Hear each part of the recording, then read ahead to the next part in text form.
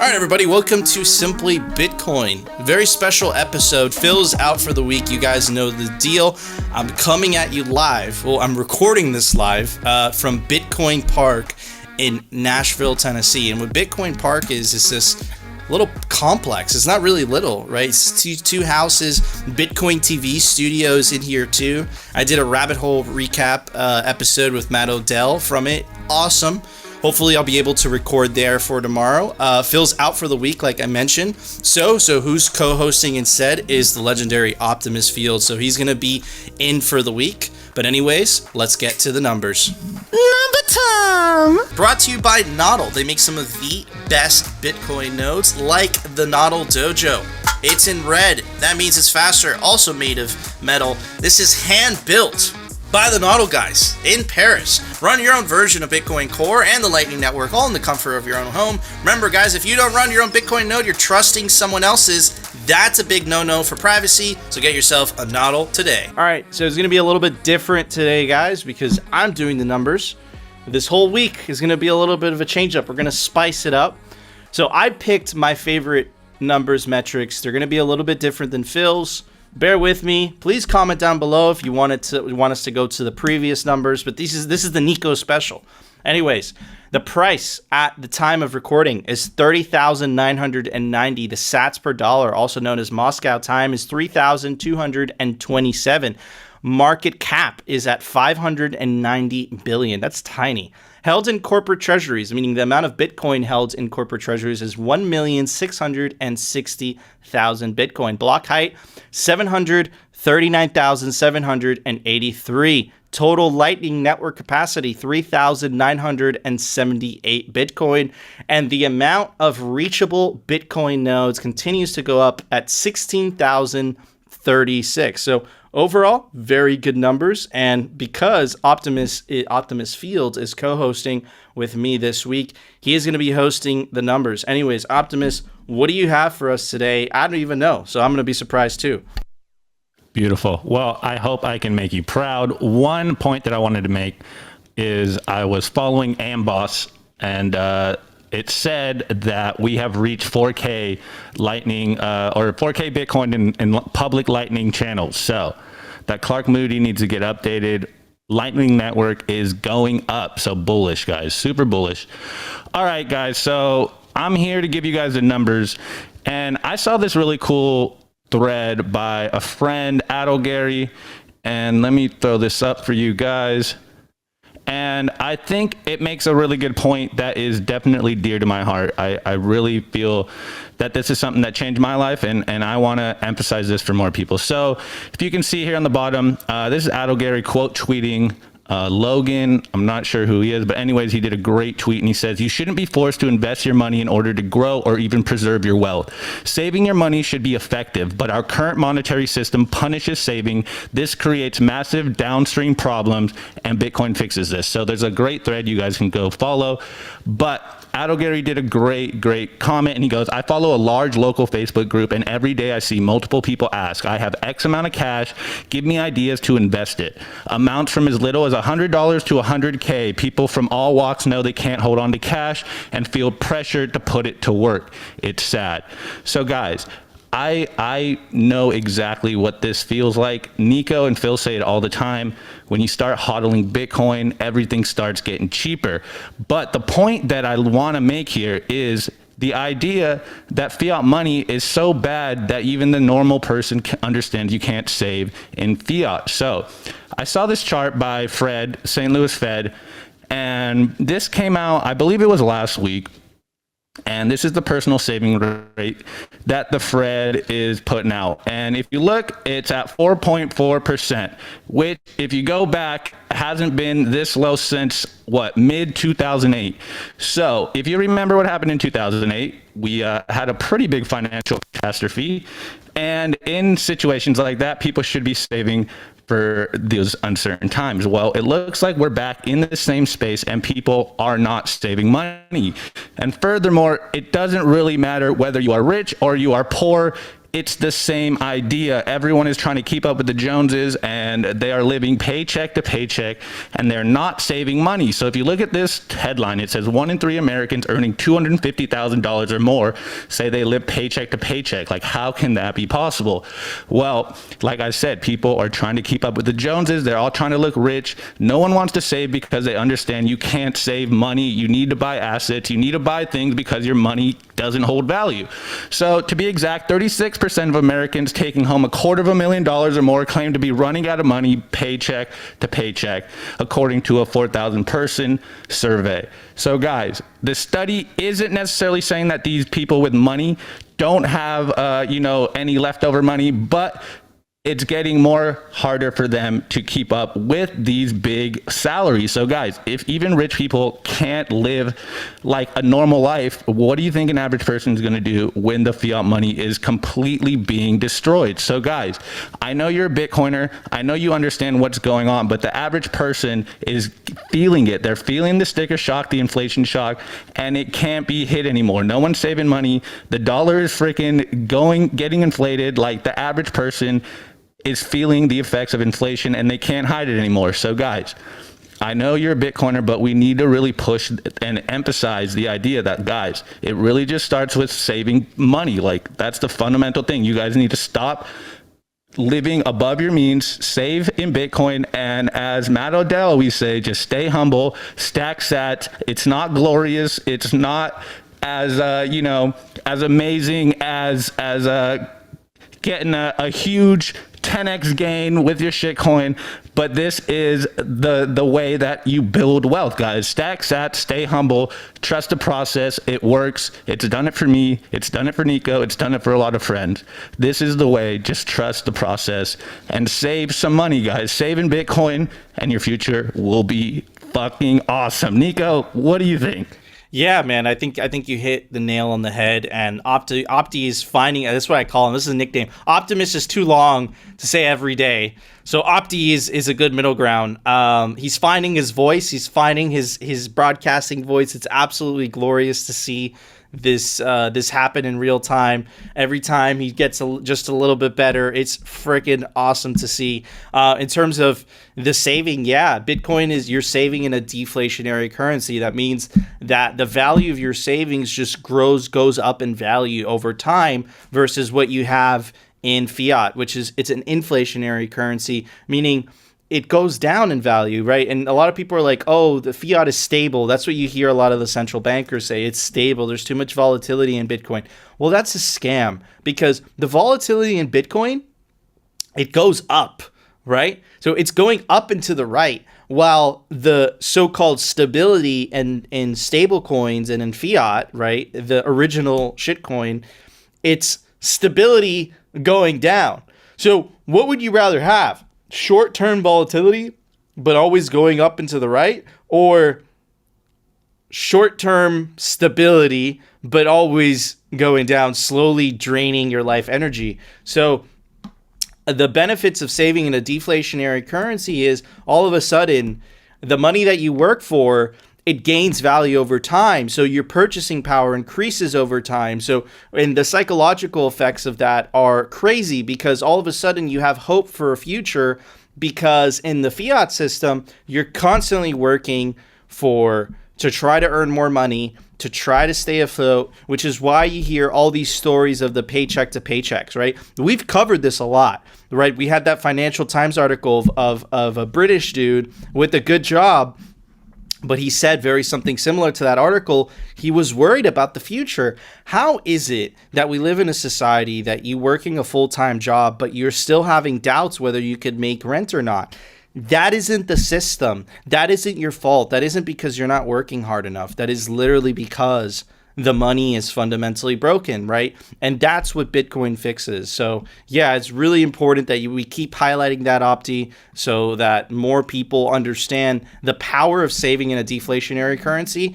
And look, here's the thing. yeah, you could trade, you can gamble on shitcoins, but then you're risking losing future purchasing power, right? Which is why we're such big advocates of dollar cost averaging on this show. But anyways, Opti, it's time for The Daily News. Brought to you by CryptoCloaks.com. They make some of the best 3D printed Bitcoin merch, like the famous 3D printed Bitcoin grenade toy. Comes in any custom color your heart desires. This just happens to be gold. Because it's gold, it's the one that I show off the most. Look, it's shiny. Or you can get it in simply Bitcoin colors. Really, you can get it any custom color your heart desires. Also opens up. There we go. You put your favorite hardware wallet in there.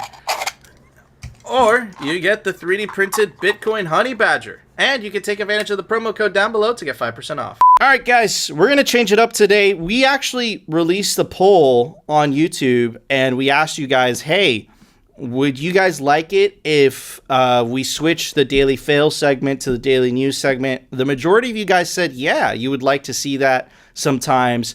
And the reason that we're starting off this week is because, obviously, you guys know the deal, or if you're new to this channel, my strong suit is the news, because that's what I cover every week, and Phil usually takes care of the fail. So we're going to start off with the news today, and we got some very, very big news. This is Senator Cynthia Lummis. She is the Bitcoin senator, and today's the day. The famous bipartisan so-called crypto bill was introduced today. It was a big deal. I don't know if it's going to pass, but anyways, let's check out this CNBC clip because I think it's a historic moment. Anyways, let's check it out. Hey, Senators, two questions for you. One is, and I'm sure you saw this a little over a month ago, Fidelity, the largest 401k manager in the country, announced that they were going to offer Bitcoin to users or to consumers. Companies have to choose to allow their employees to put Bitcoin in their 401ks. The Labor Department came out and said this is a terrible idea. What do you think?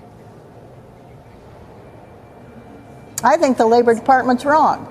I think it's a wonderful idea. It should be part of a diversified asset allocation, and it should be on the end of the spectrum of a store of value. Obviously, if you have a fully diversified asset allocation, you have some assets that you want to produce income in the short run. You also want some assets that are just a store of value. And I think that's where Bitcoin really shines. I think it's some of the hardest money that's ever been created in the world. You hear that? And for that reason, it belongs as a slice of a diversified asset allocation for retirement funds. Senator Gillibrand, you agree, disagree? No, I agree. And that's why this piece of legislation is so important and why it's so timely. Once you create basic infrastructure around these types of digital assets, where there are disclosure requirements, where they have a regulator, where there's full transparency, that is going to create the safety and soundness in the market that will give other people comfort that this is a market that is here to stay. It's one that is properly regulated and one that has oversight and accountability. And that's what this legislation is going to do. So while many people are uncomfortable with where these digital assets are being used or offered today, once a regulatory framework's put around it, there will be more comfort there. So, Hey, Senator. Absolutely insane. And the reason that I find this extremely bullish, guys, it's bipartisan. And that is so important because Bitcoin cannot become a partisan issue. So it's a Republican senator and a Democratic senator. Extremely bullish. Really like that. Good news. Anyways, let's check out some headlines from the articles covering this. This is Market Watch, right? Bipartisan crypto bill would have CFTC oversee Bitcoin, Ether, and most other digital assets. And here's the Bitcoin Magazine article. I highlighted a lot of the things, but honestly, guys, what I've noticed is that Namikos, which excellent writer, works at Bitcoin Magazine, this thread did a great job at covering this, which I think would be the most appropriate rather than just reading out, these articles. So anyways, Namikos says Senator Cynthia Lummis has officially released her landmark bill covering Bitcoin digital assets. Here are the major points in the bipartisan bill introduced with Senator Gillibrand, medium of exchange. The bill encourages the usage of Bitcoin and digital currencies as a medium of exchange. It provides a tax exemption for transactions of up to $200. That is absolutely huge, because how it stands today is every transaction, let's say you transact in Bitcoin, you have to report capital gains on that. And that's kind of a bitch. Like, excuse my language, but it really is, especially if you're just buying a coffee or buying a soda. Right. And you kind of have to calculate every time you do that. Oh, I have to do the taxes for this. So it's really good that there's an exemption of $200. I wish it was more. And I would even go on a limb. I wish it was on equal pairing with fiat. But I think we'll get there eventually. Commodity or security. The bill defines a framework for differentiating which digital assets are commodities and which are securities. It uses the Howey test to determine an ancillary asset is not inherently a security. An ancillary asset is an intangible, fungible asset that is offered, sold, or provided to a person in connection with the purchase and sale of a security through an arrangement or scheme that constitutes an investment contract. So, to be classified as a security, the digital asset must provide the holder with a debt or equity interest in business entity, liquidation rights, entitlement to interest or dividend payments from entity profit, revenue share. Okay, so what does all that mean? And that means that this bill is going to clearly, which by the way, because I guess it's based on the Howey test and it's not a government bureaucrat deciding what is a security and what is not a security, I guess it's better. I kind of take the libertarian approach. I don't want government deciding this, but I guess this is better than nothing. And this is extremely bad news for the majority of shitcoins, right? Namikos goes on to say, digital assets not fully decentralized and which benefit from entrepreneur and managerial efforts that determine the value of the assets, but are not debt or equity and don't create rights to profits or other financial interests in the business entity are not securities. In sum, the majority of large digital assets would be classified as commodities under the text introduced by Senator Lummis and Senator Gillibrand. So it's good. The majority of Bitcoin and shitcoins, right? The majority of shitcoins would not be classified as securities. And I don't think that's the government's place to get to decide that. That's my perspective. A lot of Bitcoiners would say, you know what? Classify them as securities. Let the shitcoins die. I think we need to have a free market solution to that, not government intervention. Bitcoin needs to beat these shitcoins on the free market, not through government coercion. So it goes on to say Bitcoin and ETH are guaranteed as commodities. Lummis and Gillibrand grants the CFTC exclusive spot market jurisdiction over all digital assets classified as commodities. SEC and CFTC are tasked with studying and reporting on the creation of self-regulatory organization that could complement the regulatory work. Energy. The bill also requires a study on the power consumption of digital asset. Miners. The bill provisions that miners are not to be seen as brokers is very important, guys, because you remember the language in the infrastructure bill was not clear. So potentially there could be a conflict of interest where Bitcoin miners could be seen as by the Treasury, right, as potential money transmitters. And if they're potential money transmitters, they need to tell the government who they're money transmitting for, but miners don't have that capacity. So it's very important that they are clarifying the language, right? 401k, right? This is kind of a pushback at Elizabeth Warren. She kind of made a big deal about how people's 401k should not be invested in Bitcoin. Consumer protection. The bipartisan bill will require providers of digital assets to disclose information about their product. Self-custody, very, very important. The bill grants the rights to a person to keep and control digital assets they own. And I think that last part is the part I'm most bullish about, because that's something that we've been reporting over the months that Phil and I have been doing this, is they are fighting against self-custody. A lot of governments are. In Korea, we saw that exchange that banned self-custody altogether. So now that it's on paper, right, that self-custody is allowed, right? Even though to Bitcoiners that might sound like, who are you, Mr. Government, to tell me how I can and cannot store their wealth? I think that it's a positive that at least there's some legal protection there. Not a I know that Bitcoiners are not fans of that, but I think during this transition period between fiat and hyper Bitcoinization, and we're in this weird, transition period, I think that having these legal protections are actually a good thing. Now, it's bad news for a lot of shitcoin scammers if this goes into law, right? And in terms of the price, right, which is something that we don't talk about very often on the show, but I am going to mention it. This is very good. And the reason it's very good is because this gives clarity to companies that want to invest in Bitcoin. This is a regulatory framework. Before, there was none. So Bitcoin is in this weird gray area to them legally. So there's a risk to that. With this, it offers clarity to them. And that is a good thing because they will feel more confident in buying Bitcoin as an alternative to cash, right? So let's see how this plays out. I don't know if this is going to pass. I'm sure there's going to be a lot of pushback. You could be what Phil always says, cautiously optimistic. Let's see how this works out. Anyways, Opti, what do you think about this, bro?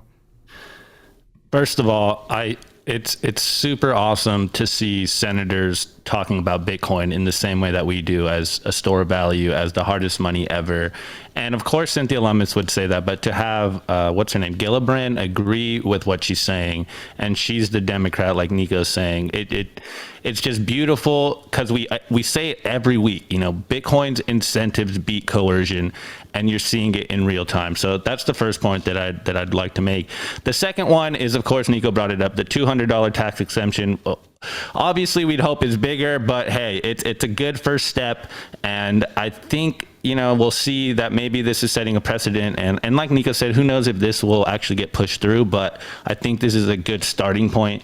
And then the last point that Nico said about the regulatory clarity, I saw Jack Mahler's talking about it. I think it was on Rabbit Hole Recap, and again, to emphasize, as a Bitcoiner, we are not saying that we want the government to attack shitcoins and bring them down, but what we're saying is that by having this regulatory clarity, we can finally get these big legendary institutional investors to come into the space and actually be able to trade in this market like professionals, which means that there will be less scammery, there will be a lot less rug pulls, and the crypto traders out there are going to get absolutely wrecked because people that really know how to trade are going to come in and start doing some real business and moving the market. So super bullish for the price, but also I think very bullish to eventually in the short term find regulatory clarity so we can see exactly what we're doing over here. I mean, we know what we're doing, but the people that don't, that are still afraid, that still think of Bitcoin as risky, at least they can get some guidelines and come in and actually participate in the market. So super bullish, but we'll see what actually happens. So I think this is a good place to start. And yeah, man, shouts out to Cynthia Lummis and Gillibrand. Let's get some more senators out here pushing Bitcoin. Absolutely. And we're going to really see what senators fight back against this, right? And that will give us, at least as a community, guys, this is going to be, they're not going to give over those keys lightly. Like, we're going to see, it's really going to expose what senators are against Bitcoin on the Democratic and the Republican side, and what senators are against it. And by knowing that, we know who to rally against politically and vote them out of office, specifically in the United States, right? So let's see how this goes. I think it's a landmark bill. I think it's a very historic moment. Bitcoin's not even 12 years old. It's a brand new thing, and we're already here, right? So absolutely crazy. Let's see what happens. But if you're just a hodler at home, this isn't really going to be a big deal to you. This doesn't really change. This is more so from the institutional standpoint. Anyways, David Zell released this crazy tweet today. It was linked to this website. The website name is financialinclusion.tech. I will put it down the link description, like always, and check it out. It's the point of this, right, is really aimed at senators, right? And it's I wouldn't say it's coercive.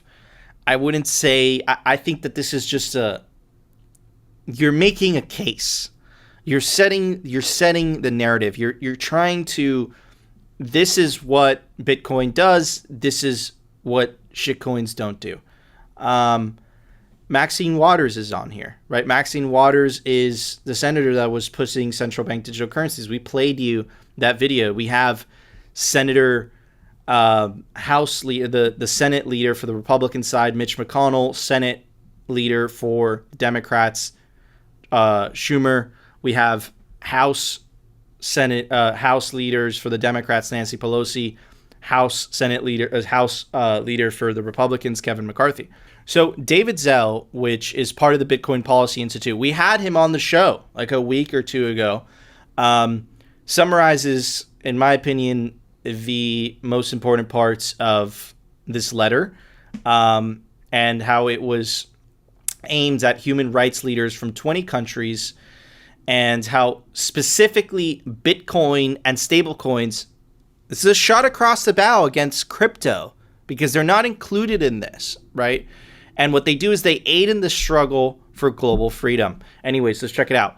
By the way, we've been covering this stuff diligently, and I think what this letter does is it summarizes everything that Simply Bitcoin has been covering, right? And it puts it in an easy way to consume for senators. And what this does, guys, also is it gives us ammunition. When you hear those FUD articles from the New York Times about the energy usage, about how Bitcoin is just useless and it doesn't justify the energy, now we have this type of ammunition. You're saying, listen, this is what I said at the Bitcoin conference. If you're against Bitcoin, you're against freedom, right? This is really what this letter says.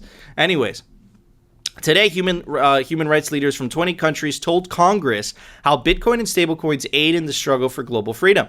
The letter was signed by some of the most respected activists in the world whose stories deserved attention. When currency catastrophes struck Cuba, Afghanistan, and Venezuela, Bitcoin gave our compatriots refuge.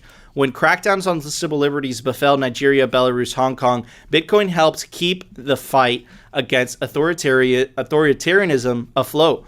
After Russia invaded Ukraine, these technologies played a role in sustaining democratic resistance, especially in the first few days when legacy financial systems faltered. That's right. Remember that the Ukraine, the country, whether you agree with it politically or not, what's going on, they use Bitcoin as a form to raise, as a mechanism to raise money for the war. We write to urge an open-minded, empathetic approach towards tools that are increasingly playing a role in the lives of people facing political repression and economic hardship. Just as some of us have acted to defend the open web in the past, today we stand to defend an open monetary system and its powers to connect the world. Last one, you recently received a different letter from a group of critics claiming that cryptocurrency is an unproven and a solution in search of problems. Our problems are real, and the proof is in our stories and work. The last one is so powerful, and that is a message that we have been echoing on Simply Bitcoin, and we have covered all of these catastrophic events, whether it's Cuba, whether it's Afghanistan, whether it's Venezuela. We have covered the stories about how people are using Bitcoin as really a lifeboat in this hellish landscape where their local currencies have failed them. And again, just to reemphasize, this is really a shot across the bow, not only to the Bitcoin critics, but also cryptocurrency, also known as shitcoins, because what is mentioned there really is Bitcoin and stablecoins. Shitcoins and including stablecoins, I might add. But the reason that they included stablecoins is because stablecoins provide, especially if you're an Argentinian or Venezuelan, if you acquired dollars, you were in a very privileged situation. Optimus is showing his El Salvador Bitcoin Beach shirt show off. So what stablecoins allow is it allows the Venezuelan, the Argentine to acquire those dollars much easier, right? Because you don't have to go to the hoops. You don't have to get the physical cash, right? You don't have to store it in a bank account. And it gives that so-called stability that fiat money gives you. But as Optimus covered earlier on the section, is it really stability? Or like, do you maybe in the short term, right? Because it's not losing value so fast, but it's not stability over the long term. I would say that Bitcoin gives you more stability over the long term, but it does have short-term volatility. So I think that in this transition period, I think that stablecoins do serve a purpose, but I don't think it's going to be like that forever. Anyways, another historic letter, and I don't think it's a coincidence that this letter was released on the same day as the Lummis bill. Okay, that's not a coincidence. There's some political strategy there. Anyways, those are my thoughts. Optimus, what are you thinking? Well, first off, I just want to say that David killed it on the Simply Bitcoin episode. It's a must listen. It was absolutely fire. And second off, all those articles and that website, it hits me harder every time when I see people using Bitcoin as it's supposed to be, in my opinion. Like, I know we come from the Western world, and for most Americans or Westerners, it's just pure speculation. And, my meme is all of life is speculation, so I'm not going to knock it. But I love to see when people use Bitcoin to escape inflation, to escape censorship, to escape tyranny. It's beautiful. It's further proof that we are on the right path, and what we're doing is the righteous cause. And it gets me more hyped. Like, I'm literally getting the goosebumps right now, because this is why we do what we do. This is why we have all these memes. This is why we're obsessed with Bitcoin, is because we see it's actually changing the world in real time and saving individuals from catastrophes that are freaking nation state governments. Absolutely. I could not have said it better myself. Let's see, this bill, this letter, they all serve as a function. What is the function? The function, in my opinion, is that it exposes really what political operatives are really against Bitcoin and who supports Bitcoin. And that gives us the ability to vote these people out, right? So it's a historic bill. Let's see what happens. I would not hold your breath. And if you're a hodler and you just stay humble, stack sats, like Odell always says, this does not affect you as much. Hold on, Nico. Before we go, I'd like to add a message from Nico in the past.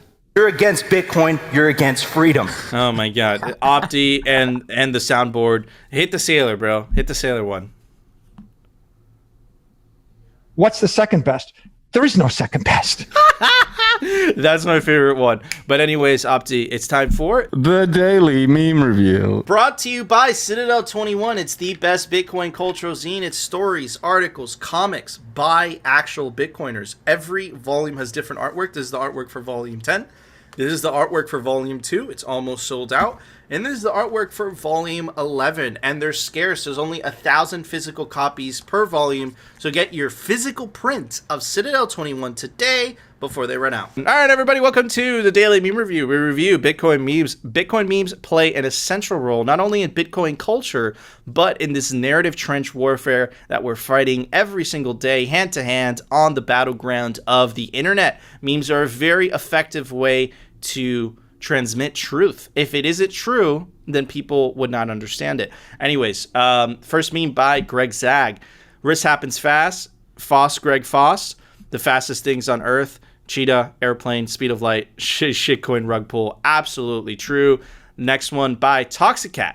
Simply Bitcoin. It's the clown. It's the clown. And this is actually really funny because what the Federal Reserve released, this is how scared they are. They released this on Twitter. I'm not even kidding. They released a thing basically making the argument that the price of eggs is unstable. And connect this with what I've been saying about the Argentines and Opti's first piece and what I was saying during the news, right? Is that stable coins offer this fake sense of stability. But the more you zoom out, it just goes down. You're just losing purchasing power. So you could make the argument that stable coins provide short-term stability versus the volatility of Bitcoin. But without a doubt, the volatility of Bitcoin goes up over time. So it's actually a good thing to hold Bitcoin versus stable coins over a long period of time, right? Anyways, next one by VG Por Your Party. I can't believe this is happening. A U.S. Senator talking about Git repos and plebs. What a time to be alive. Toying with Git repo or some other tool to collect pleb comments. Thoughts on novel ways to do that are welcome. Fucking crazy. What world are we living in? Sorry, this is a repeat.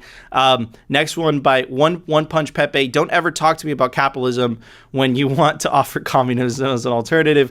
Died under a capitalist state, died under a communist state. Absolutely hilarious. All right, moving on. This is like, these people are so out of touch. They're so out of touch. This is one of those posters that you see next to a bus stop. When an abuser controls your finances, they control you. Oh, really? What does the government do, man? Oh, man. These are excellent memes. And look, the bottom, safe spaces. Like, shut the fuck up. Like, I know what it was aimed for, but how people process it is totally different. Anyways, I'm going to give a very special a score. I am at Bitcoin Park in Nashville, Tennessee, and what they do is really cool. Bitcoin artists actually put a piece of Bitcoin art in every single room, in every single hallway. I have this one in this particular room. Let's check it out. If I could turn the camera, which I can't. Here we go. Boom. Boom. It says haters, and it's the bank on fire. It's the famous one. He also made the famous one with Wells Fargo. Let me cover the thing so it's better. But anyways, Opti, what would you give those awesome memes? Fire memes, like always. Shout out to the One Small Pepe guy. He said that was his first meme. Well, your first meme made Simply Bitcoin, so keep memeing fire stuff. All right, so my score is going to be this very special meme tard pins that I got from Full Metal Hodl Legend. Very, very good scores. Anyways, guys, we want to know if you agree with our scores, you disagree. Let us know down in the comment section. Make sure to join our Poppin' Telegram chat. It's a party in there. You could link us Bitcoin memes to review, and we will review them on the meme review. We'll try to, at least. And of course, make sure to subscribe to us on alternative video platforms like rumble.com and our personal favorite, BitcoinTV.com. Bitcoin TV is awesome. I'm in the home of Bitcoin TV right now. The Bitcoin TV official studio is downstairs. It's badass. But anyways, Opti, it's time for The Daily Fail. Brought to you by Swan. Check them out, swanbitcoin.com. That's right. The best way to build your Bitcoin stack, automated Bitcoin savings plans, instant purchases, an app on the way, a platform that is built by fellow plebs. The link is down below. All right, guys. So this isn't going to be a fail. This is going to be a Nico fail. Let me know down in the comments what you think of Nico fails. Obviously, Phil and I think differently, so it's going to be a little bit different. Anyways, this one, very funny tweet by Dick Whitman, fellow pleb. Give this guy a follow. This is the story of NFTs and the complex multi-layered scam that is Ethereum. The JPEG I bought ain't worth 1 ETH anymore. 1 ETH ain't worth 4K no more. And 4,000 ain't worth 4,000 anymore. Dude. Bro. What the fuck? What is money? Anyways, let's check out this Vice article. Decentralized crypto exchange offline after hacker steals $113 million freaking dollars. Why does this keep happening? A couple things. If it was decentralized, then it wouldn't be offline. If it was decentralized, then they wouldn't be able to steal that $113 million over and over again. The decentralized is in name only. And connect this with the infrastructure bill. If the infrastructure bill passes, this type of shit will be very difficult to do. It's not that it won't be impossible. It will be possible, but the size of the rug pulls will decrease because their ability to be official, to be above ground, will be greatly diminished. Hackers found a flaw in a decentralized crypto exchange and exploited it to steal an estimated $113 million. On Sunday, the founder and CEO of Mayer, a decentralized exchange that bills itself as the future of money, the future of money, where rug pulls happen all the time, because that's what I see all the time on Ethereum. Like, that's what I see. That's the future of fucking money. Like, shut the. Anyways, it's almost pronounced like Enron. The Elron blockchain that it runs on wrote on Twitter that he and his team were investigating a set of suspicious activities on the Mayer DEX. As it turns out, the suspicious activities were those of the hackers. But at that point, the hackers had already done the damage. According to a blockchain researcher who goes by Fodris, the hacker stole around 1,650,000 Elgron, the native token of the Elgron blockchain, with around $113 million at the time of the hack. The hacker used 3 wallets to drain funds from the exchange and were able to sell 800,000 Elgron, which caused the price of Elgron on Mayor Exchange nosedive from $76 to $5, founders explained. It's unclear. It's always unclear. Have you noticed that? It's always how the rug pulls happen. It's always unclear. They always don't know how to do it. Look, it's very simple. It happens every time because a lot of these so-called decentralized exchanges are not decentralized, and they're based on smart contracts that are very difficult to audit, and they're very difficult to see what's going on. This is not the future of finance. That's a single point of failure. That's a single point where you have to trust in somebody else. You compare that with Bitcoin. It's not that trust is gone in Bitcoin, but it's trust minimized. Anyways, it's unclear how the Mayor team was able to retrieve the funds or how exactly the hack occurred. Miku received not 1 but 2 mainnet upgrades, which typically refers to rolling out a new blockchain version on Tuesday. The fact that you could roll out a new blockchain version literally points out that it's not decentralized. On Tuesday morning, staking provider Everstake tweeted out that it had happened to its nodes a new version of Elrond. Elrond is an upstart blockchain, not anymore, that launched in 2020, pitching itself as being uniquely scalable. Uniquely, right? They always use the same buzzwords. Like, it's so stupid. Decentralized exchanges like Maya are similarly recent innovations and differ from centralized exchanges such as Coinbase because they run on smart contracts. And there's typically no centralized order book to match orders among users. See, that's true. That's true. There is no server, that type of function. But the problem, the fault here, guys, and this is what I want you guys to remember, is the smart contract. Don't read over the smart contract. Remember, can you audit what that smart contract says? Very few people can. And what you're doing is you're trusting. Look at the amount of trust that this takes. You're trusting that that smart contract is not going to rug pull you. So there is trust. I would say this is worse than a centralized exchange because a centralized exchange at least has legal pushback. With a centralized exchange, if they just rug pull you, at least you know who to call the cops on. With a smart contract, it's like, no, it's an anon. It's just going to you're never going to see that money anymore, which is why it happens all the time, which is why you rarely hear of these people getting their money back. And which is why it's over $1 billion, dude. I think in the last year, it's so crazy. Look, another hint that this isn't decentralized. However, as previous incidents leading to DEX downtimes have shown, certain setups can have critical points of failure as well. I would make the argument that all setups that are based on smart contracts have those critical points of failures. It's just that some haven't been exploited yet and some have. So the issue here, and this is what I want you guys to remember, is the amount of trust that is required to run these so-called exchanges. These so-called exchanges will not survive the current bill. The current bipartisan crypto bill will not survive this, right? It does not pass that test. Right? So again, I'm not a fan of government regulation stomping out the competition, but I think overall,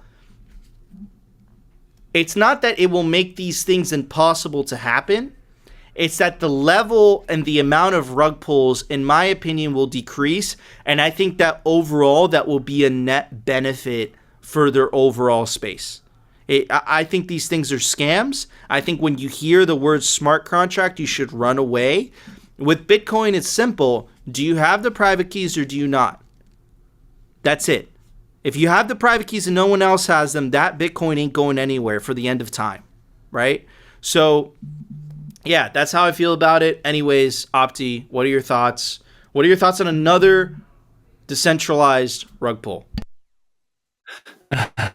Yeah, well, I was literally just telling my friend today how I hate using the word decentralized for anything because it's lost its meaning because of the shitcoiners. Everything is decentralized this, decentralized that, and it's just all decentralized in name. So as you can see, most of the stuff is just centralized garbage with a decentralized sticker on top. But Nico brought up a point that I didn't talk about earlier, and I'm just going to point it out because I know we're going to get shit for not pointing out the fact that the infrastructure bill or the Lummis, I forget what her name is, Gillibrand bill says that Bitcoin and ETH will be guaranteed commodities.